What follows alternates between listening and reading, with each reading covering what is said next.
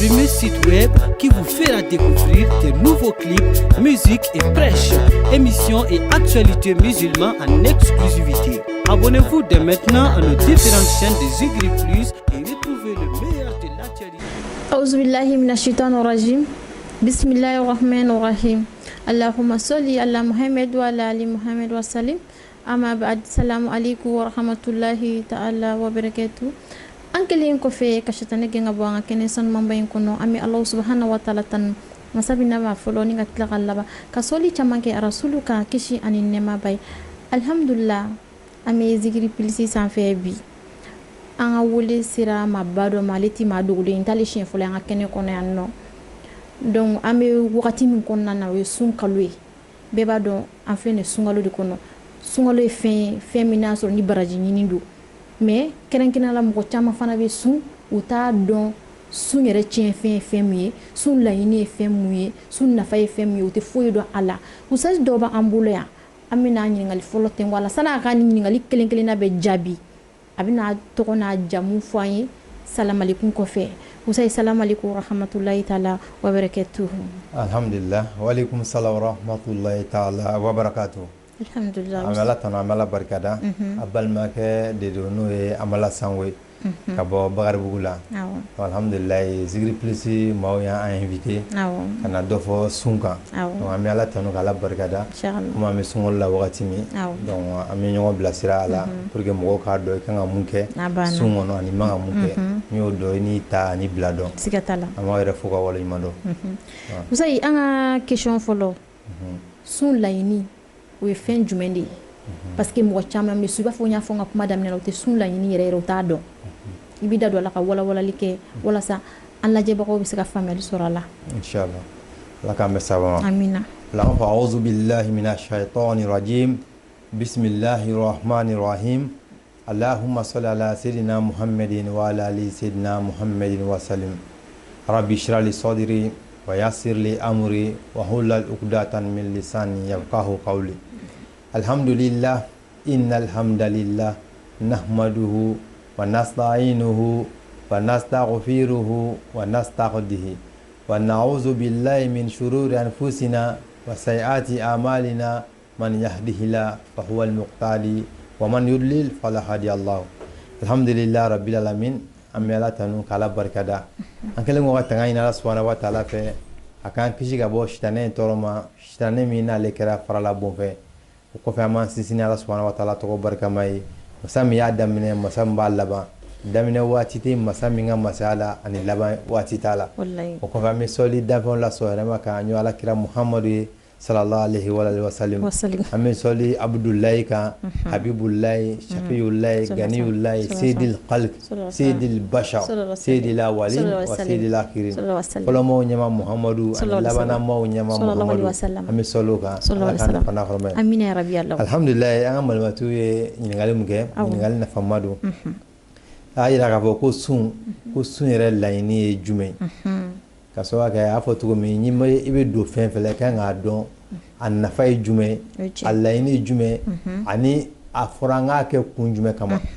do alhamdulillah ni o don fen na ibe nafa sorla sigatala voilà parce que ba soro mo do bi oti ala ere batu kwa olu ba ko ala ko dine ko rete chien fo mo do mako ati o chien o dalenti ala ko yɛrɛ la ba do al ni ka laɲini b'a dɔn ka fɔ fɛn dɔ y'an da mais ala ko laɲini mun ye to baara kɛ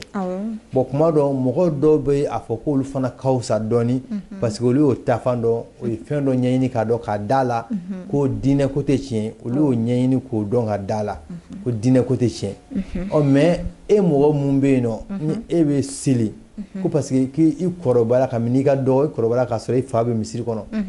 i kɔrɔbara ka sɔrɔ i baw bɛ misiri kɔnɔ i kɔrɔ bɛ misiri kɔnɔ i fana taara misiri kɔnɔ ten ka sɔrɔ i taara misiri yɛrɛ tagali walima seli yɛrɛ nafa ye mun ye i sunna fana ko parce que n kɔrɔbayara ka sɔrɔ n faw bɛ sun baw bɛ sun n balimaw bɛ sun n'i ma sun ne kana na bɔ tɔw la donc e fana sunna ten tɔ ka sɔrɔ e t'a dɔn sun laɲini mun ye a nafa yɔrɔ la dɔw bɛ dimi n'u bɛ sun o fari bɛ faga hali ni kulonkɛ k'u fɛ u b'a kɛ kɛlɛ parce que o yɛrɛ o diminen don u bolo ko sun in nana olu tɔɔrɔli de kama donc fo sun in ka dɔn n'i y'a dɔnna i bɛ nafa sɔrɔ a la ani i bɛ a dɔn k'a fɔ i bɛ k'a kɛ mun ye a hɛrɛ yɛrɛ fɔlɔ o bɛ segin e yɛrɛ de ma donc alhamdulillah ame fitini mu fɔ sunna kuma y'a fɔ cogo min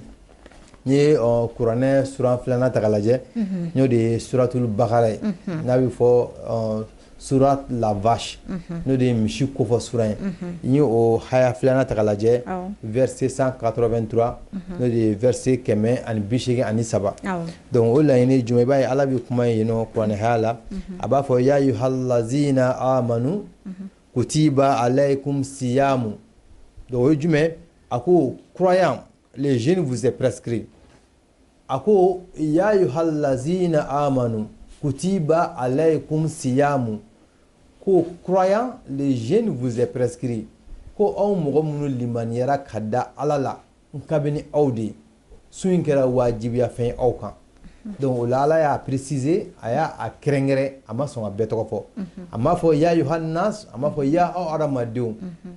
a m'a fɔ ya yohal kafirun ya aw kafiru a m'o fɔ bal a ko ya yohallazina amanu donc b'a yira k'a fɔ n kan bɛ mɔgɔ dɔ de ma nka bɛɛ t'a la e ye mɔgɔ min bɛ k'i yɛrɛ tɔɔrɔ sunkalo wagati mana se dɔrɔn i bɛ kɔn ka taga rendez-vous di sunkuruw ma i bɛ taa rendez-vous di kamalew ma ko an ka finali tan joona ko yanni an ka don sunkalo kɔnɔ k'a sɔrɔ e yɛrɛ i tɔgɔ t'a la i ma wele i ka laɲini tɛ i tɔgɔ yɛrɛ ma fɔ a la ka t'i jagoya don mɔgɔw ka fɛn na ka tila k'a bɛɛ tiɲɛ ka d'u ma o ye fɛn bɛɛ minɛ na o y'an ka sunkalo minɛ na ka kɔn ka t'o yɛrɛ tɔɔrɔ k'a sɔrɔ o tɔgɔ ma fɔ ni sunkalo sera a cɛmancɛ ma o minnu y'a daminɛ o tɛ se k'a laban o tila ka commencer ka rendez-vous di daminɛ o ye fɛn minnu bila o b'a bɛɛ daminɛ a ma nɔgɔn vraiment donc n'o bɔra o fana na seli fana mana se o bɛ t'o fana kɛ mèche don kalo ni produit ni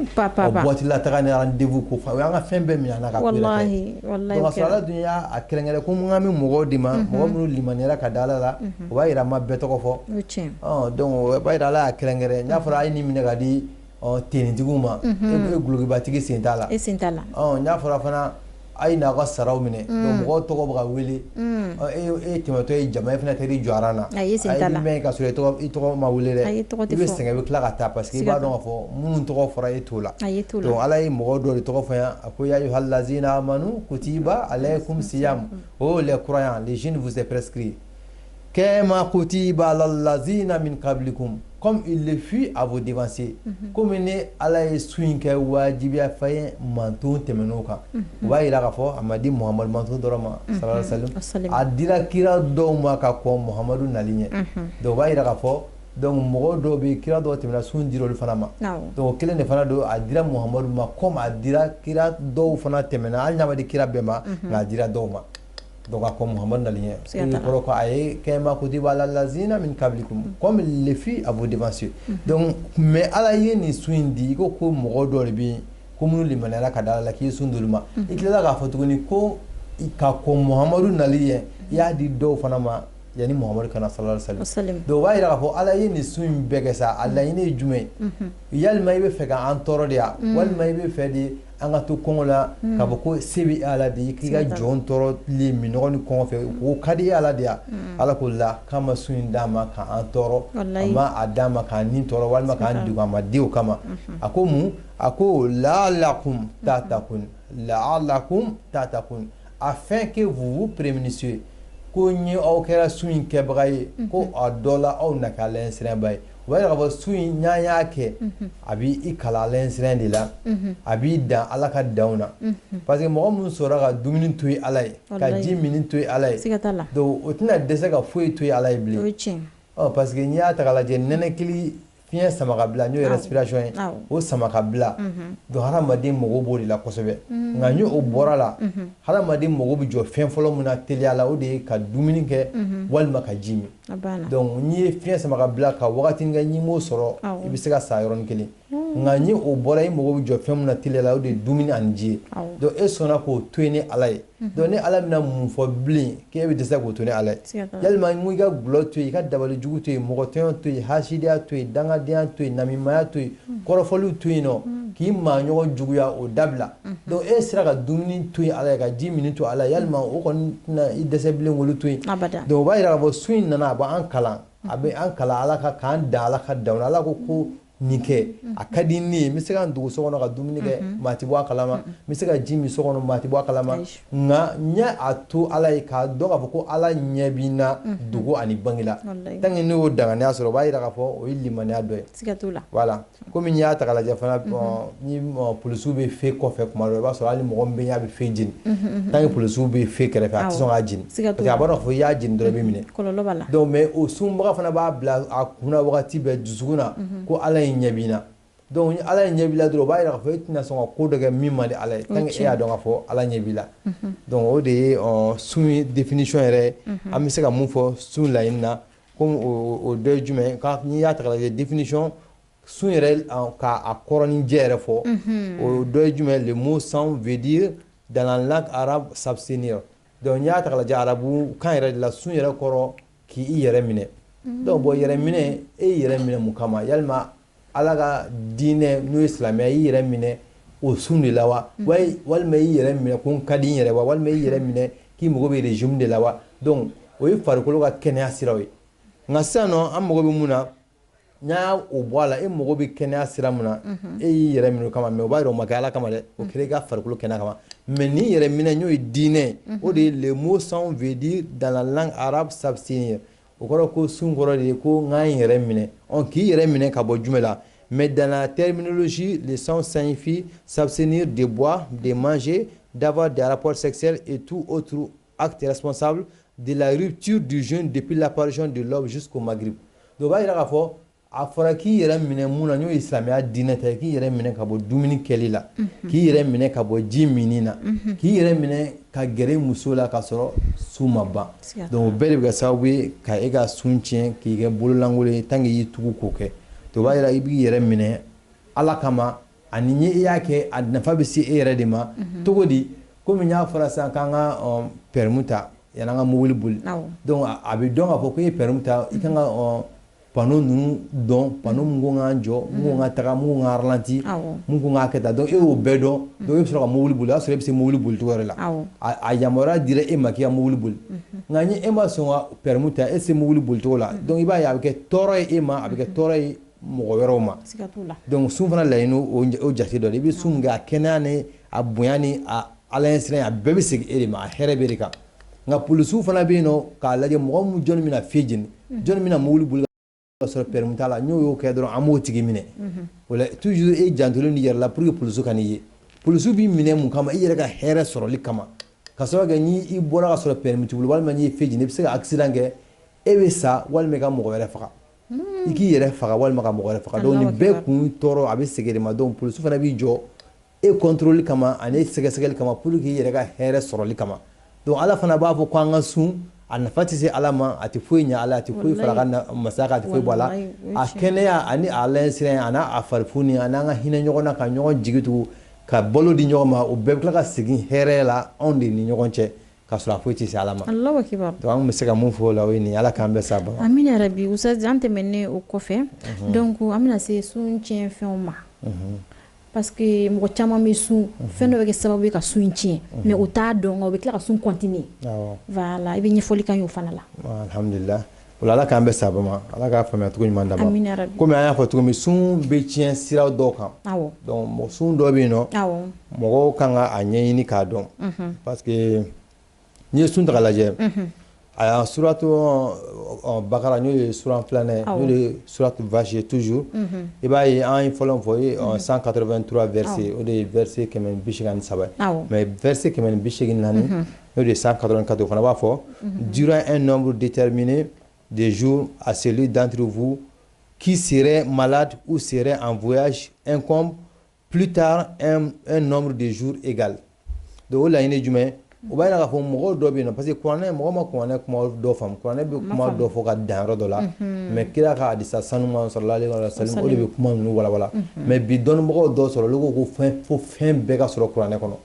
bon n'i ko fɛn bɛɛ ka sɔrɔ kuranɛ kɔnɔ donc i y'a ɲagami cogo cogo yɔrɔ dɔ bɛ yen nɔ i tɛ o sɔrɔ kuranɛ kɔnɔ o dɔ ye jumɛn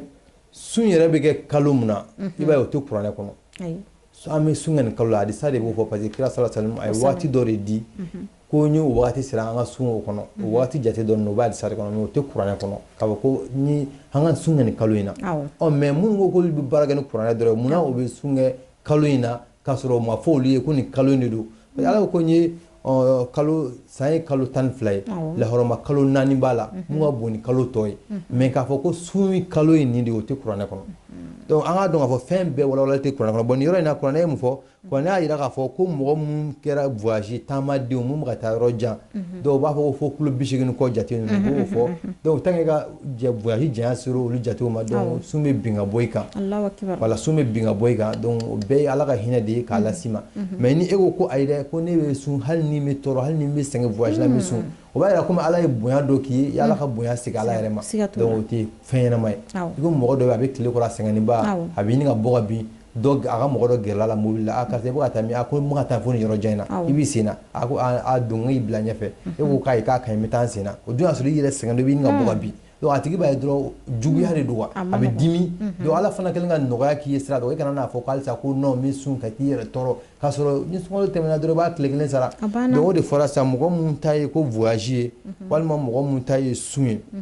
a voyage ye walima i bananen don k'i k'a tile hakɛ compter o tile hakɛ i b'o min compter ni sunkalo banna i b'a tile a juru sara ni tile 2 don ou bien tile 3 kɛra k'i to bana na walima tile joli i b'a compter ni sunkalo banna kɔfɛ i b'a juru sara donc o ye o cogoya ye wa fana k'a fɔ k'i f'i k'a juru sara sunkalo mana ban k'a tugu a la dɔrɔn o bɛ dépend de la mais i kana sɔn sunkalo wɛrɛ ka se ka sɔrɔ i m'a sara k'i jija k'a sara joona parce que maa tɛ saya na waati dɔn donc o ye o yɔrɔ ye donc ko o sun in k'i k'a jateminɛ a kɛra voyage ye walima a kɛra bana ye o fila o fɔra nin yɔrɔ in na mais dɔw yɛrɛ ma fɔ nin yɔrɔ la a ma fɔ ko an bɛ hakɛto ɲini kɛ muso ka kalo labɔ an bɛ hakɛto ɲini kɛ ani bange joli i b'a ye o ma fɔ nin yɔrɔ la mais fo dɔw yɛrɛ bɛna ko faamu fo k'a dama tɛmɛ f'olu bɛna fɔ ko bi dɔnniw bɛ ka kɛ hadamadenw hakili bɛ ka dayɛlɛ fo k'o tunu wa f'olu ka hakilina nana se bi dɔw b'a fɔ ka na ni kuma kura ye diinɛ la ko muso ka kalo labɔ ye k'o ma fɔ nin yɔrɔ la ko bange joli ma fɔ nin yɔrɔ la k'o b'a jira k'a fɔ ko o tɛ sun tiɲɛ fo bɛ taa misaliw di komi est ce que ko n ye ɲɛgɛnɛ kɛ ko ɲɛgɛnɛ bɛ seliji tiɲɛ ko ɲɛgɛnɛ bɛ seliji tiɲɛ ko mais ko f'i ka seliji wɛrɛ ta de ko mais ko nin yɔrɔ in na ko kalo labɔ ko ye naturel de ko bɛna muso la ten tɔ k'a sɔrɔ a ka laɲini tɛ a seko tɛ ko donc ko o la ko o b'a jira k'o tɛ sun tiɲɛ k'a sɔrɔ nin yɔrɔ la o ma fɔ mais i b'a ye o dun bɛ i bɛ bɔ sun na komi i bɔ seli la cogo min n'i ma sanu i tɛ seli juru sara mais sun ta i b'a juru sara k'a compter kɔfɛ i b'a kɛ komi an bɛ nin yɔrɔ an b'an to nin na k'an profiter k'a dɔ fɔ an balakaw ye mɔgɔ dɔ bɛ yen i b'a sɔrɔ a ma sanu nka a bɛ sanu ka sɔrɔ a bɛ saniya ka sɔrɔ suguri duguma yɛrɛ ma se donc ni e y'a dɔn k'a fɔ k'i saniyara ka sɔrɔ suguri duguma ma se o la toujours e bɛ sun ŋaniya siri ka sun mɔgɔw fɛ sun ŋaniya sirilen tɛ fana k'a fɔ ko f'i ka taa kalo labɔ koli in kɛ ko parce que ko n'o tɛ i tɛ se ka sun i bɛ se ka sun dumuni ko kan wala kɔfɛ i bɛ tila ka t'i ka koli kɛ k'i yɛrɛ saniya basi foyi t'a la basi foyi t'a la parce que an y'o yɔrɔ fana fɔ mɔgɔw ye k'a jira k'a fɔ ko koli bɛɛ n'a ŋaniya de don parce que an bɛ koli bɛɛ kɛ jɛnɛba an y'o émission dɔ kɛ ka tɛmɛ o bɛɛ na donc k'a fɔ n'i bɛ kalo labɔ koli kɛ i bɛ ŋaniya sigi n bɛna kalo labɔ koli de kɛ mais dɔw bɛ taa kalo labɔ koli de kɛ ko n bɛna jɛnɛba ko jɛnɛba ni kalo labɔli c'est n dara mɔgɔ fɛ kafoɲɔgɔnya sira kan i bɛ se ka jɛnɛba ko walima i dalen sunɔgɔ la walima laɲini dɔ kɛra sisan nɔ i y'a ye i bɔra i cogoya la i nɔgɔra donc i y'a sɔrɔ i kan ka jɛnɛba ko la ji girinma in donc i bɛ jɛnɛba ko la mais i y'a sɔrɔ ji fɛgɛman de don mun bɛ bɔ ɲɛgɛnɛ kɔfɛ walima yanni i ka ɲɛgɛnɛ kɛ n'o bɔra donc i b'i yɛrɛ saniya ka bɔ o nɔgɔ la dɔrɔn ani k'i ka fini sanango walima nɔgɔ sira yɔrɔ ma a banna o tɛ jɛnɛba ko kuma mais ni ji girinman don fo farikolo bɛɛ bɔra a kalama donc o la i bɛ jɛnɛba de ko o la donc i dara mɔgɔ fɛ jɛnɛba ko walima lawa bɔr'i la k'i to sunɔgɔ la jɛnɛba bɛ ko la mais kalo labɔ koli i bɛna taa koli de kɛ ko parce que ko kalo la nɔgɔ min bɔ an bɛ hakɛto ɲini kɛ ko i bɛna o koli de kɛ o fana ŋaniya b'a dama bange joli fana i b'o ŋaniya siri a dama n bɛna bange joli koli de kɛ mais i t'a fɔ a bɛɛ ma ko jɛnɛba koli suguya kelen tɛ fɛn suguya kelen tɛ mais a bɛɛ ye jɛnɛba ko kocogo ɲɔgɔn de a bɛ ko komi i kan ka jɛnɛba ko cogo min nka a ŋaniya siri cogo tɛ kelen donc an b'an profiter k'a fara k'o yɔrɔ fɔ an balimaw ye ala k'an bɛɛ saba ma donc a yirala k'a fɔ nin yɔrɔ in na a fɔra ko voyage ani bana mais i b'a ye kalo labɔ b'a fɔ bange joli ma fɔ mais u b'a la parce que silamɛya tɛ taa cogo si fo halisa ani kuranɛ olu de bɛ baara kɛ ɲɔgɔn ye kumakan minnu dɔw bɛ kuranɛ kɔnɔ n'a fɔra i tɛ faamuya sɔrɔ a la mais n'o ma faamuya sɔrɔ n'o ye kira ɲininka walima kira bɛ da maga sallallahu alaihi wasallam k'a walawala donc olu kumakan de bɛ minɛ mɔgɔ sanumanw na k'a dɔn k'a fɔ ni ye kira kumakan minɛ ni tun bɛ kira kumakan dɔn o sɛgɛsɛgɛli bɛɛ b'a jira hali n'a sɔrɔ u ka baara tun ye nkalon tigɛ de walima a tun bɛ to kulonkɛ la ka nkalon tigɛ walima a tun b'a fɔ ko kuma dɔ fɔra kalabanciya jogo dɔ b'a la n y'o dɔn o tigi la dɔrɔn o tigi ka kuma tɛ minɛ donc mɔgɔ sanumaw de ka kuma bɛ minɛ minnu ye tiɲɛ fɔlɔ ye o tilennen don olu ka kuma de bɛ minɛ k'a di ɲɔgɔn ma ko fo ka na se wagati jan ma san 100 kɔ donc o de taara k'a kɛ hadisa ye minnu ko n ye kira c'est à dire minnu ye kira ka kuma mɛn mɔgɔ minnu y'a ye k'a fɔ fo ka na se o ma donc kuma sanumaw mɔgɔ sanumaw olu de bɛ taga lajɛ o t'a bali ni ko cayara jama cayara fili dɔw bɛ se ka sɔrɔ kuma dɔw kɔnɔ ka sɔrɔ dɔw b'a dabɔ a kama ka fili don a kɔnɔ ni ko cayara walima dɔw yɛrɛ kɛtɔ k'a sɛbɛn faamuya sira kan dɔw bɛ fili a sɛbɛn cogo la donc mais o t'a yira sɛgɛsɛgɛli la ko hadisa sanuma ye ninnu ye olu bɛ yen nɔ donc silamɛya tɛ se ka taa abada hadisa kɔ donc an bɛ se ka mun fɔ o yɔrɔ la k'a yira k'a fɔ fɛn minnu dɔw bɛ yen n'o bɛ sun tiɲɛ o laɲini dɔ ye nin ye donc a yira k'a fɔ ko ceux qui ne supportent qu'avec grande difficulté et les rompent doivent une rançon nourrir un pauvre a laɲini jumɛn mɔgɔ minnu dɔw fana i b'a sɔrɔ olu tɛ se ka sun yɛrɛ banabaatɔ do o man kɛnɛ waati bɛɛ donc olu bɛ ɲɔ bɔ sunkalo don o don olu bɛ ɲɔ kilancɛ de bɔ ka fantan dɔ la dumuni na n'a y'o diya yɛrɛ o bɛ a ɲɔ bɛɛ fara ɲɔgɔn kan k'a di mɔgɔ dɔ ma mun b'a nafa k'a bɛɛ fara ɲɔgɔn kan donc n'a y'o diya fana o b'a bɔ don o don o b'a di fantan dɔ ma donc olu bɛ se k'o fana kɛ donc a yirala k'a fɔ mɔgɔ minnu bɛ yen nɔ n'a sɔrɔ olu ka bana tɛ ban walima cɛkɔrɔba min n'a kɔrɔla ale tɛ se ka sun bilen yɛrɛ donc ale fana bɛ ɲɔ bɔ don o don a k'a bɛɛ fara ɲɔgɔn kan k'a di mɔgɔ dɔ ma walima k'a bɔ don o don n'o ye ɲɔ kilancɛ ka fantan dɔ la dumuni mais o y'o de ye bon sun tiɲɛfɛn dɔ wɛrɛ mun bɛ yen nɔ ni bi an tɛ k'o kɛ kojugu ye bi an b'a fɔ ko sun ko bɛ sun baraji bandi mais k'a tɛ sun tiɲɛ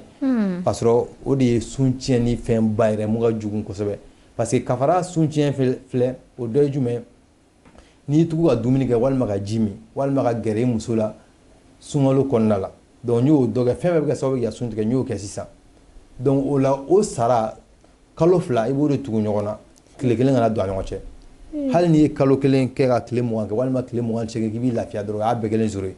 nka dɔnnibagaw caman b'a jira komi mɔgɔ caman da tɛ maga la dɔrɔn u b'a fɔ ko i ka kalo 2 sun mais dɔnnibagaw caman fana y'a jira ko n'a fɔra ko ka kalo 2 sun ko i ye tile 1 mun i y'o bila sunkalo kɔnɔ k'i b'o tile 1 sara o kɔfɛ de i bɛ tila ka kalo 2 in sun ka tugu ɲɔgɔn na donc a komi kalo 2 ni tile 1 mais bi b'a ye an ka dɔnnibaga caman da tɛ mɔgɔ yɔrɔ la u b'a fɔ dɔrɔn k'i ka kalo 2 sun komi kafara mais k'i ye tile 1 mun kɛ ka kalo 2 in ye punition de mais tile 1 mun ko n'i y'o kɛ k'i b'o juru sara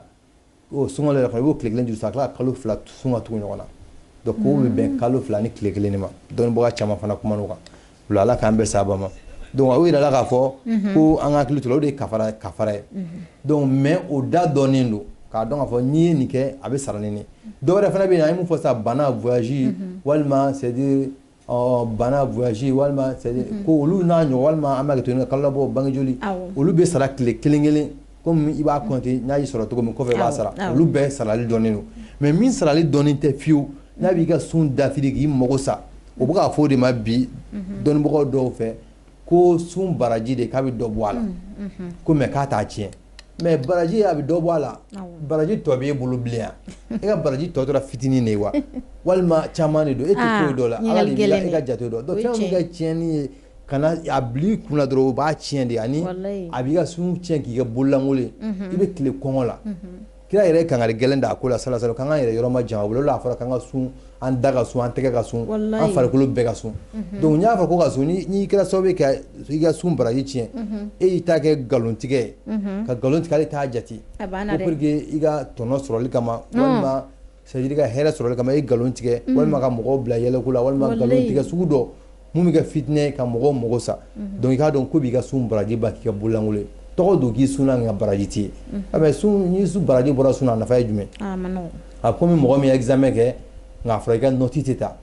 donc e ye examen kɛ e ye concours kɛ e ka nɔti ma ta donc o b'a jira bɛɛ b'a dɔn e tɛ passé donc o b'a jira k'a fɔ nɔti de bɛ ta ka lajɛ karisa ye baara kɛ n'a ma baara kɛ n'a a ye fara ɲɔgɔn kan k'a lajɛ i bɛ passé cogo min mais e ko k'e bɛ concours kɛ a k'a fɔ dɔrɔn k'e tɛ concours kɛ nka i ka nɔti tɛ ta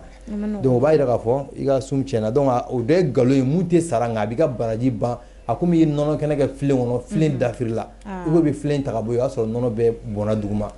voilà donc nkalontigɛ o b'i kɛ tɛgɛlankolon sun na k'i i ka sun tiɲɛ donc namimaya ka mɔgɔ bila ɲɔgɔn na a karisa n bɛ kuma nin fɛ kana sɔn mɔgɔ ka bɔ a kalama dɛ karisa nin ye nin kɛ kana sɔn mɔgɔ ka bɔ a kalama i bɛ taa fɔ den fana karisa nin fana nin kɛ kana sɔn mɔgɔ ka bɔ a kalama donc olu kuma dogolen olu bɛ ka ɲɔgɔn kɛlɛ ji jukɔrɔ k'a sɔrɔ tɔɔrɔ mɔgɔ min y'o bila ɲɔgɔn na fo o dɔw bɛ sa o salen kɔ waati min donc kuma dɔw vocal bɛ sɔrɔ ka bɔ i salen kɔ ka bɔ ko ja ko nin de tun y'a bila ɲɔgɔn na ko jaka tun ye nkalon tigɛ o tiɲɛ dɔnna nka e b'ale kaburu kɔnɔ donc an ka dɔn kuma dɔw bɛ yen nɔ a bɛ mɔgɔw bila ɲɔgɔn na mɔgɔw kunkari ɲɔgɔn na o de ka di dɔw ye dɔw yɛrɛ bɛ gɛrɛ faamaw la walima waritigiw pour nafigiya kunun kama dɔrɔn ko mɔgɔw kunkari ɲɔgɔn na pour que olu bɛ se k'u ka nasɔngɔni sɔrɔ o de ye dɔ fana ka baara ye donc ala k'an bɛɛ sababa donc sun baraji tiɲɛ ani seerejugu seere fɛn dɔ ma k'i ɲɛna karisa a ma kɛ tan e yɛrɛ b'i kali walayi a kɛra tan karisa ne ma nin san 100 k'a sɔrɔ e yɛrɛ b'a dɔn a y'a san 50 de e b'a fɔ walayi a y'a san 100 donc o bɛɛ de bɛ sun baraji ban k'i ka bololankolon ye a dɔ yɛrɛ jumɛn ka filɛli kɛ ni nɛgɛ ye komi an bɛ sugu kɔnɔ c'est à dire mɔgɔ dɔ nana butigi ka na sanni kɛ fɛ a karisa nin ye joli nin feere ma i bɛ sanni kɛ i b'a feere ka sɔrɔ hakili t'a la hali ni fini ɲɛnama t'a la parce que e ye feerekɛla de mais a feeretɔ yɛrɛ ka to k'a fɔ karisa i yɛrɛ bɛ cogo di sun ta to a k'aw fisa wala suntigi tɔɔrɔ walima i cɛ bɛ cogo di wala ni cɛ ka hɛrɛ sira ka to ka na ni kuma dɔ ye mun bɛ aw kanu don ɲɔgɔn na walima numuruba santɔ numuruba in yɛrɛ cɛ ka ɲi komi a tigi ka na ni kanu ye fɛrɛ la pour que a yɛrɛ k'a dɔn ko a ko bɛ e walima e ko b'a ye donc a b'o diɲɛ baronin kɛ f'e yɛrɛ bɛ nisɔndiya sɔrɔ kɔnɔ donc o b'i ka sun baraji ban k'i ka bololankolon walima ka t'i sigi téléphone na ko lankolon filaw la ko wagati ka tɛmɛ i kan ka sɔrɔ wagati yɛrɛ t'i bolo kuma tɛ wagati ka tɛmɛ i kan i ma baraji sɔrɔ i kɛra bololankolon ye donc bɛɛ bɛ sun baraji ban walima bɛɛ i b'a dɔn fɔlɔ namimaya yɛrɛ sira kan panna mun kunna sisan fɔlɔ mɔgɔw tun b'a fɔ karisa foyi ma tan to a y'a f'i ma tan mais e m'a kumakan mɛn donc i bɛ se ka da la walima t'i da la donc alhamdulilah an y'a fɔ cogo min n'i y'a ta k'a lajɛ sisan kɔrɔfɔli ni nafigiya yɛrɛ i b'a ye o ka teli kojugu a ka nɔgɔn fana parce que fɔlɔ de i tun b'a fɔ mɔgɔ ma ko karisa nin de ye nin fɔ bon i bɛ se ka da la komi t'i da la mais k'a fɔ de ko k'i kumakan ta whatsapp yɛrɛ la ka taa ci mɔgɔ wɛrɛ ma a cɛ dar'i la k'a ka gundo f'i ye karisa a bɛ tan a bɛ tan donc e bɛ tila k'o ta ko karisa bɛna a ci ma kana fɔ mɔgɔ ye dɛ n tɛ fɛ mɔgɔ si ka bɔ a kalama e b'o ci o ma o fana b'a fɔ karisa n dalen b'i la i fana kana ci mɔgɔ ma o fana b'a ci mɔgɔ wɛrɛ ma bon aw bɛ t'o la ko image bɛ fiti kɛ fo a bɛ taa ci fo mɔgɔ dɔ b'a sa dɔrɔn k'a bila réseau kan diɲɛ bɛɛ b'a ye ka fɔ k'e kumakan k'o de bɛ réseau kan ko mɔgɔ ba yirika mɔgɔ ba kɛmɛ yirika de bɛ kelen kumakan lamɛn ka sɔrɔ e y'a fɔ donni min kama e y'a fɔ mɔgɔ kelen de o y'a di ɲɔgɔn ma nin ko n dalen bɛ na nin fana ko n dalen bɛ na fo ka t'e kumakan kɛ ka diɲɛ minɛ o b'a yira k'a fɔ o ye nafigiya ye o ye namimaya ye o de ka ca bi diɲɛ laban wagati yɛrɛ i bɛ da mɔgɔ hali i kumatɔ yɛrɛ bɛ siran ka kuma n'i ma kuma kara i kumana fana kara i dalen bɛ mɔgɔ min na o de bɛ taa bɔ n'i ye kuma dɔn o ye kojuguba de donc an ka dɔn k'a fɔ namimaya ma ɲi nɔ donc an y'a fɔ cogo min fana ka filɛli kɛ ni nɛgɛ ye ka t'i sigi butigidaw la feere sira kan i bɛ feere kɛ ni nɔgɔya ye ka sɔrɔ hakili tɛ foyi la mais kana feere kɛ ni nisɔndiya baro dɔ ye walimuso fɛ walima bololankara walimuso fɛ k'i to sun na donc o b'i ka sun baraji daji k'i kɛ bololankolon ye a dɔ yɛrɛ jumɛn o de ye kɔrɔfɔli an bɔra ka mun fɔ kɔrɔfɔli ka mɔgɔ dɔ mankutu tiɲɛ a ye quoi bon hadamaden mɔgɔ b'a fɔ dɔrɔn k'an ye nin fɔ a kɔfɛ dɔrɔn hali a ma bɔ a kalama est-ce que o ye kojugu ye mais e b'a ye e b'a fɔ wagati min kojugu tɛ nka i b'a fɔ wagati min o b'a sɔrɔ i dusukun t'a tigi fɛ parce que i bɛ k'a tɔgɔ de tiɲɛ dɔ ye e dusukun t'a tigi o b'a yɛrɛ i donna hasidiya kɔnɔ donc e bɛ a fɔ mɔgɔ min fana ye n y'o sigara yɔrɔ dɔ la ko tiɲɛ don tiɲɛ tɛ i bɛ tila ka nkalon wɛrɛ tigɛ ka fara kan pour que a tigi ka da i la donc o b'a yira k'a fɔ o bɛ nkalontigɛ fana farala kan donc juguya farala kan i dusukun na i bɛ k'a fɔ wagati min hasidiya donna i dusukun na i tila ka nkalon fana tigɛ ka fara kan n tɛ hadamaden t'i ban hadamaden yɛrɛ la quoi hadamaden bɛ se ka ban hadamaden jogo de la nka bi n y'a ta k'a lajɛ an ka karamɔgɔw filɛ silamɛw filɛ i b'a sɔrɔ silamɛw yɛrɛ dama de ti ɲɔgɔn fɛ karamɔgɔw yɛrɛ dama de ti ɲɔgɔn fɛ ala ko fɔyɔrɔ ani a fadenyaw nin ye nin fɔ ma n fana bɛ taa jaabi kuruba la nin ye nin fɔ ma n fana bɛ taa jaabi wajulu kɛnɛ dɔ kan nin ye nin fɔ ma n bɛ taa a jaabi arajonso dɔ la parce que dusukun banna ɲɔgɔn na bɛɛ ye fɛ k'a fɔ ko n bɛ bɛɛ ka ɲininka sanga bi n bɛ nin malo n bɛna yira jama la ko nin tɛ fɛn dɔ nin tɛ dɔnnibaga ye tant que o mana dusukun sɔrɔ o tɛ ala kama ko ye bilen tant que an jɔra ɲɔgɔn lebulu kama o de kɔrɔ an banna karisa de la nka an ma ban karisa ye kojugu dɔ kɛ karisa ye dɔnnibaga ye nka a bɛ to ka nkalon tigɛ walima a bɛ nin kɛ a bɛ nin kɛ na n k'a ɲini n b'a bɔ fili la cogo min walima n k'a lajɛ an bɛ ɲɔgɔn bilasira cogo min e t'o kɛra e banna a yɛrɛbakun de la bon hadamaden ɲuman si silamɛ ɲuman si tɛ ban hadamaden yɛrɛbakun na a bɛ jugu juguya dɔ la walima a bɛ ka mɔgɔ tɔɲɔ dɔ kɛ walima a bɛ hasidiya la walima a bɛ dabali jugu la c'est à dire i bɛ se ka ban a jogo o de bɛ kɛ sababu ye i bɛ dimi a kɔrɔ mais ka ban hadamaden yɛrɛbakun na n'i banna hadamaden yɛrɛbakun na hali n'a kɛra ɲumankɛla i tɛ k'a fɛ n'i y'a kɛra jugumankɛla ye e tɛ k'a fɛ parce que a ka ɲuman o y'e bolo juguman de parce que e banna a yɛrɛbakun na nka n'i banna ka juguman na n'a bɔra juguman in na don min o don i bɛ k'a fɛ o b'a yira k'a fɔ i ma ban a yɛrɛ la i banna a ka kojugu in de la donc an bɛ se ka mun fɔ o ye ni ala k'an bɛ sababa ma. Amina rabi. Ok Ustaz o bɛɛ tɛmɛnen kɔfɛ an ka ɲininkali sabanan. Donc ɲininkali tɛ dɔ wɛrɛ sun nafa. Nafa minnu bɛ sun na. I ko mɔgɔ caman fana bɛ sun a nafa ye fɛn min ye olu t'a dɔn. Donc i b'i da don nafa la. Parce que n'i y'a mɛn sun i ko k'a nafa ko don. An tɛ se ka sun ni nafa t'a la o. Voilà donc i bɛ dɔ fɔ an ye o kan. Ala k'an bɛ sababa. Amina rabi. Donc alhamdulilayi komi ko sun nafa an y'a accord dɔɔni k'an to kuma kɔnɔ. Awɔ. Nka ni ala sɔnna sun kɔni nafa b'a la. Parce que nafa jumɛn b'a la. Ala ye mɔgɔ dɔ de sugandi komi an y'a fɔ cogo min ya ayyuhal lazina amanu ala ye mɔgɔ dɔ de sugandi k'a fɔ k'olu ka sun. Bon a tila k'a fɔ ko n y'olu de sunna k'o bɛ kɛ ala ɲɛsinnɛbagaw ye. Donc o b'a yira k'a fɔ mɔgɔ minnu tɔgɔ fɔra n y'o sunna olu de bɛ kɛ ala ɲɛsinnɛbaga ye. Nka mɔgɔ bɛ yen nɔ ko salon sunkalo la k'e kun ye nkalontigɛla ye k'e t'i mɔgɔ ɲɔgɔn fɛ e dabajugukɛla e kun t'i cɛ bonya e t'i muso bonya e tilennen t'i cɛ i musow ɲɔgɔn cɛ kuma bɛɛ e bɛ dangadenya de kɛ k'i bangebaaw jaabi e bɛ a fɔ nin ye premier ka sɔrɔ deuxième don e ye kojugu minnu kɛ salon sunkalo la donc k'a sɔrɔ ala dun ko n y'a di maaw ma minnu limaniyara ani a bɛ kɛ ala ɲɛsinnɛbaga k'a d'olu de ma ka bɔ salon sunkalo la ka na ɲina sunkalo la halisa a ye foyi ma bɔ i jogo la halisa i tun bɛ gulɔ litiri hakɛ mun min halisa i b'o de min foyi ma bɔ a la donc o b'a yira k'a fɔ toujours k'a dɔn k'a fɔ sun yɛrɛ ma nafa ɲɛ e ye parce que sun in kun ye ala y'a fɔ k'a bɛ aw bɛ kɛ ala ɲɛsinnɛbagaw ye k'a tigiw fɔ a dira minnu ma ka tila k'a fɔ ɲa y'a kɛ a bɛ kɛ ala ɲɛsinnɛbaga ye bon ala tɛ fila fɔ ala t'a yɛrɛ sɔsɔ bon a fɔra e min k'a kɛ e de b'a kɛ a kɛcogo la walima a fɔra minnu k'a kɛ e t'o la donc o b'a yira k'a fɔ toujours an k'a dɔn k'a fɔ sun nafa kɔni a fɔlɔfɔlɔ o ye ala ɲɛsinnɛ ye parce que i sɔnna ala ko n ka nin kɛ n mago tɛ n yɛrɛ sagoya la n mago t'a la n bɛna tɔɔrɔ n bɛna minɔgɔ n mago tɛ dumuni na c'est ala ko dan sɔnna ka dan ala ko n ka dan yɔrɔ min sɔnna o ma donc sun nafa fɔlɔ ye a b'i kalan ala ɲɛsinnɛ na donc a b'i kalan fana ko ala ko n ka nin to yen n y'a to yen ala ye o y'a nafa dɔ ye bon sun yɛrɛ fana kɛnɛya i b'a sɔrɔ docteur bɛ dɛsɛ bana dɔw la dɔw fura yɛrɛ la o fɛn bɛɛ o tɛ se k'a furakɛ nka foyi t'o bana in furakɛ fo kɔnɔbara langoliyali bon o de bɛ kɛ sababu ye ka kɛn dɔw ci ka bɔ hadamaden farikolo la o la hali ni mɔgɔ min ka bana gɛlɛyara kuma dɔ u b'a fɔ k'i ka régime kɛ régime laɲini dɔ ye jumɛn ka dɔ bɔ sufɛ dumuni na kɔgɔ dunna sufɛ o b'o bɛɛ fɔ parce que o bɛ kɛ sababu ye k'i sɛgɛn komi dɔw yɛrɛ bɛ dumuni kɛ dɔrɔn ka t'o da donc o bɛ de na ni furudimi ni fɛn caman ye bon sun bɛ kɛ sababu ye ka hadamaden ka bana caman de kɛnɛya i yɛrɛ ma sigi ni bana mun ye donc kɔnɔbara langoliyali o fɛn ba de a bɛ mɔgɔ farikolo fɛgɛya mais an bɛ kɔnɔbara langoloya ka tila ka taa kɔnɔbara tɔɔrɔ sugoro duguma an b'an kɔnɔ fa hali an tɛ se ka nɛnɛkili ka tila ka taa jiba min fo k'a damatɛ hali an tɛ se ka nɛnɛkili an bɛ b'o la fana ni suntigɛ kuma sera an bɛ tila ka dumuni kɛ k'a bɛɛ ɲagami ɲɔgɔn na ka dumuni fɛn fɛn nɛgɛ y'an minɛ yanni sun ka tigɛ an b'o bɛɛ san ka tila k'o bɛɛ dun ka tila ka jimere min ka dabileni min ka kuma dɔ i bɛ dɔw yɛrɛ ka suntigɛ ji minnu sigilen don vert jaune rouge i b'a sɔrɔ a bɛɛ bɛ ɲɔgɔn sɔrɔ o kɔnɔ fana a bɛɛ bɛ ɲɔgɔn sɔrɔ o la a ka ji qualité bɛɛ bɛ yen donc tila k'o bɛɛ kɛ tila ka jiba min fo o tɛ se ka foyi kɛ donc e ye mun bila tila ka segin ka na o bɛɛ kɛ tuguni donc farikolo mun y'a segin a nɔ la e ye mun bila donc o b'a yira f'i ka dumuni jateminɛ i bɛ suguri mun dun i b'o jateminɛ i bɛ sun tigɛ cogo min i b'o jateminɛ n'o kɛra i b'a nafa sɔrɔ donc sun nafa ye jumɛn ye mɔgɔ bɛ hinɛ ɲɔgɔn na fantanw i b'a ye dɔw bɛ malo di ɲɔgɔn ma mali waritigiw an b'a caman fɔ parce que caman bɛ dɛmɛ kɛ sunkalo la donc dɔw bɛ malo bɔrɔw di mɔgɔ ma dɔw bɛ sukorow di dɔw bɛ tamaro di dɔw bɛ dɛmɛ kɛ dɔw yɛrɛ bɛ jɔ ni dɔw ka dépense dɔw yɛrɛ bɛ ŋɔmi jira don o don mɔgɔw ka taa minɛ dɔrɔn dɔw b'o bɛɛ kɛ donc o b'a yira ko sunkalo hinɛ kalo don yafa kalo don ka jɔn kan hɔrɔnya k'i bɔ tasuma na o kalo don donc sunkalo bɛ nafa camanba de kɛ hadamaden an sigilen tɛ ni mun ye voilà. ok Usayi ne yɛrɛ bɛ fɛ ka ɲininkali dɔ k'e la sisan mɔgɔ fila n'a bɛ du kelen kɔnɔna na n'aw datigɛlen don ɲɔgɔn na ni sunkalo sera yala o kan ka kɛ cogo di o bɛ kɛ cogo di a bɛ yafa deli ɲɔgɔn fɛ ou bien a b'a kɛ cogo jumɛn na walasa ala ka yafa aw fila bɛɛ ma sisan. ala sɔnna ala k'an bɛɛ sababa o tɛ baasi ye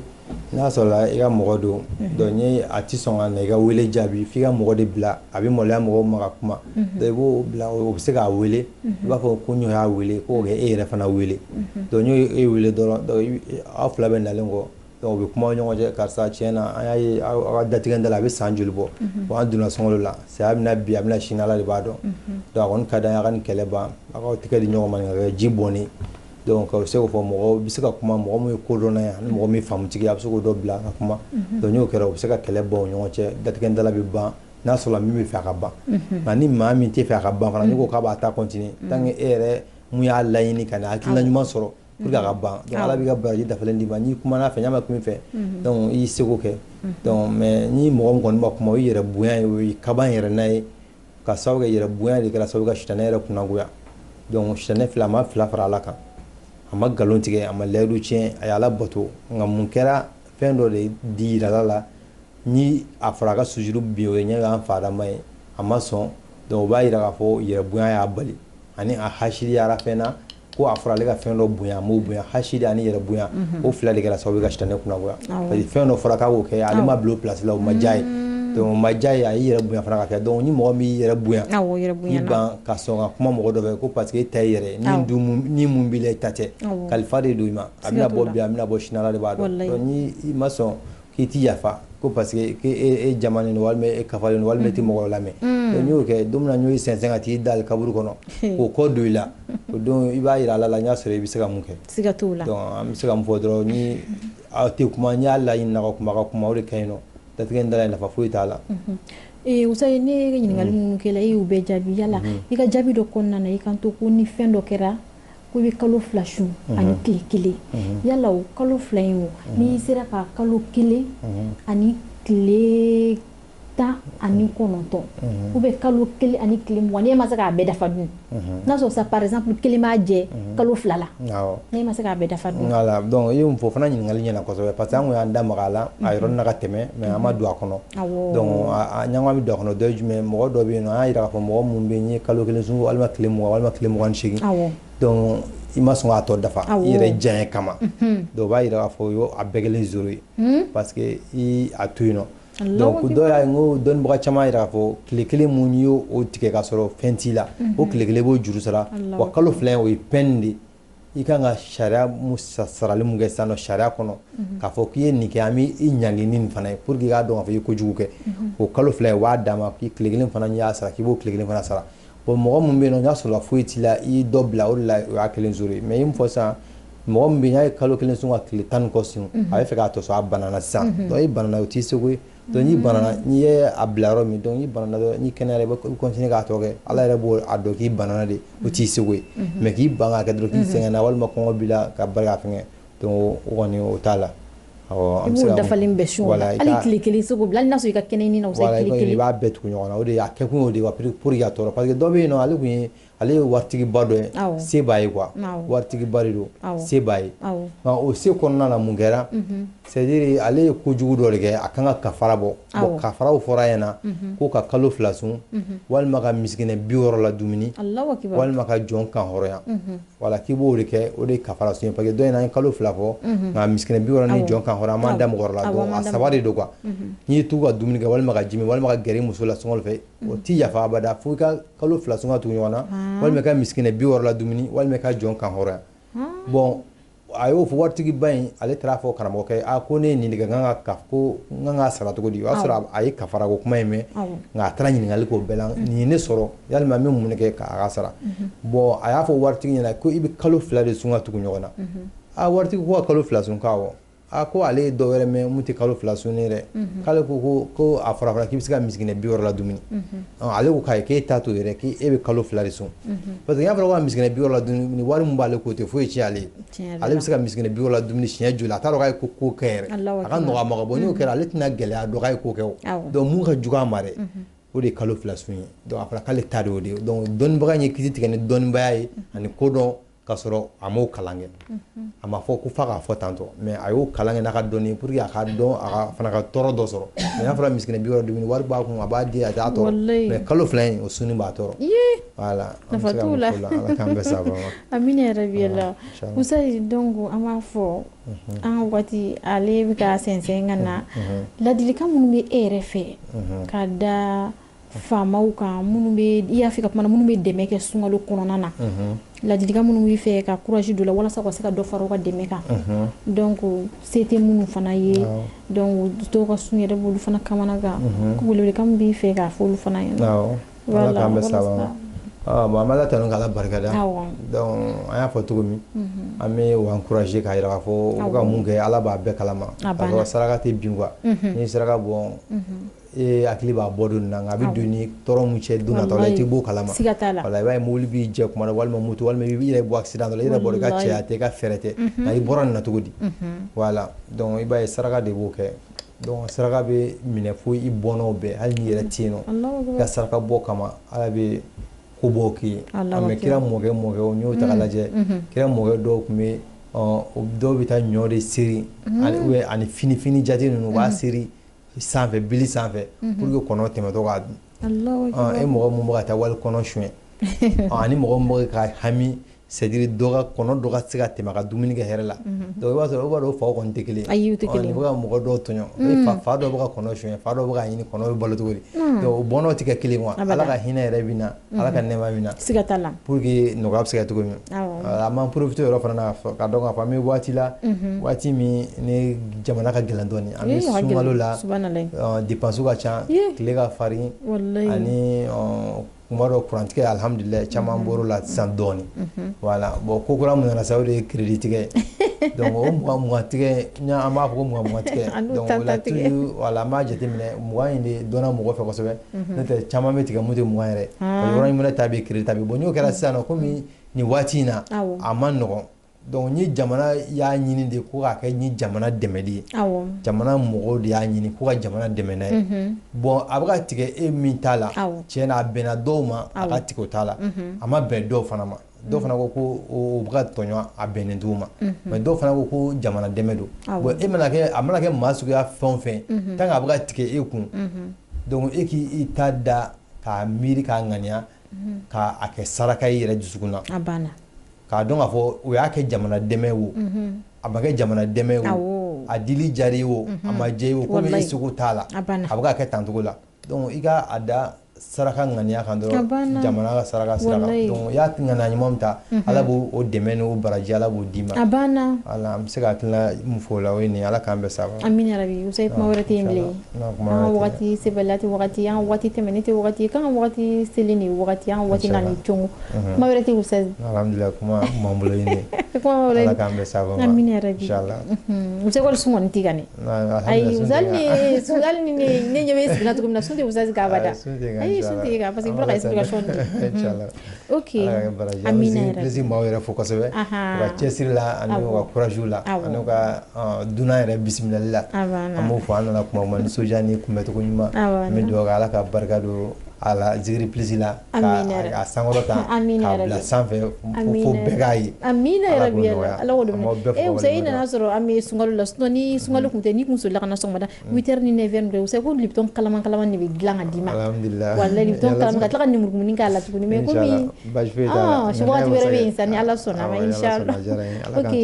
amina an b'an kanubaga n'a lajɛbaga kelen-kelenna bɛɛ lajɛlen folo Mali kɔnɔ Mali kɔ kan an ka Usayi de tun b'an bolokɔrɔ n b'a jigiya k'a fɔ a ye ladilikan minnu fɔ o faamuyara a ye kuma fɛn fɛn fɔ a bɛɛ lajɛlen faamuyali sɔrɔla parce que ale ka kuma bɛ walanwalan faamuyali bɛ sɔrɔ a la cogoya min na an b'a fɔ ko nin t'a bannen dɛ k'an bɛ tila ka na ɲɔgɔn sɔrɔ yan wagati wɛrɛ inchallah an kɔni bɛ Usayi ka bila la wa Usayi yɛrɛ b'a dɔn fana ko an b'a ka bila la wa n'an ka wele sira ma wagati o wagati wallahi a bɛ na anw jaabi an b'a fo la an b'a fɔ ala ka si ani kɛnɛya d'an ma a b'ala ka labanko ɲuman d'a yɛrɛ ma yarabi Allah ala k'a mɛn an kɔrɔ ala k'a bolo mɛn a ka baara la a bɛ baara min na silamɛya diinɛ dɛmɛli min na yarabi Allah ala k'a fanga se ko a ka hakili to an yɛrɛ la kosɛbɛ k'an ye kalandenw ni an ma kɔkɔ fɔlɔ an tɛ kalanden jolenba ye ten kosɛbɛ k'an b'a kɛrɛfɛ inchallah ala k'a ɲɛ ka da ok Usayi bɛ dugawu kɛ komi an bɛ sunkalo la k'a kuncɛ n'o ye inchallah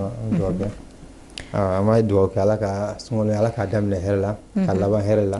ala kan ka bato minɛ a kɔnɔ ka limaniya n'ala sira laban ɲuman ala ko nɔgɔya n'a ye amina hami cɛ ko ala ka cɛ ɲuman nɔgɔya amina rabi hami muso ko ala ka muso ɲuman nɔgɔya amina rabi ta den ko ala ka den ɲuman nɔgɔya amina rabi minnu bɛ yen nɔ ma baara sɔrɔ ala ka baara ɲuman nɔgɔya minnu ta ye tunga la taga ala k'a bɛɛ nɔgɔya amina hamina ko dogolen ni bangelen bɛ fɛn fɛn la ɲani ala ta bɛ bɛn ala k'a bɛɛ nɔgɔya amina rabi bɛɛ sutura amina rabi ala k'an sɔn fo k'an sɔn aljinɛ na amina rabi kisi fo k'an kisi janɛmɛ tɔɔrɔ ma amina rabi ala k'an dɛmɛ ala k'u ka kira kanu kama amina sunkalo bonya kama ala k'an ka dugawu minɛ mafara bana atina fi dunya hasanatan wa fil akhirati hasanatan wa qina azabannar inna allaha wa malaikatahu yusalluna ala nabiyyi ayyuhallazina amanu sallu alaihi wa sallimu tasliman salli subhana rabbika rabbil izzati amma yasifun wa salatu wa salamun ala ashrafil mursalin alhamdulillahi